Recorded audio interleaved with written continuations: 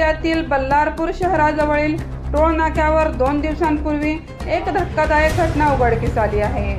एक पिकअप वाहनाने टोळ नाक्यासाठी चक्क कर्मचाऱ्याच्या अंगावरच गाडी घातली आहे। या घटनेत संजय वांड्रे नावाचे 34 वर्षीय तरुण गंभीर जखमी झाला आहे।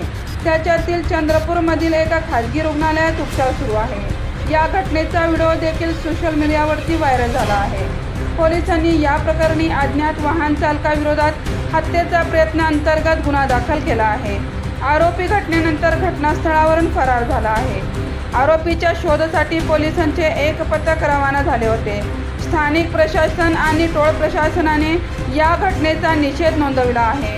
तसेच त्या पिकअप चालकाला लवकरात लवकर अटक करावी अशी मागणी केली आहे। पोलीस अधिकाऱ्याच्या म्हणण्यानुसार CCTVच्या आधारे पोलीस आरोपीचा ओळख पटविण्याचा प्रयत्न करत आहेत। तसेच लवकरच त्याला अटक करण्यात येईल। संजय वांड्रे हे बल्लारपूर शहरातील गांधी वार्ड परिसराचे रहिवासी असून ते टोळ नाक्यावर कार्यरत होते।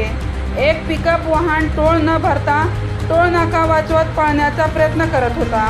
यावेळी संजय वांड्रे यांनी वाहन अडवण्याचा प्रयत्न केला, मात्र चालकाने गाडी थांबवण्याऐवजी त्याच्या अंगावर गाडी घातली।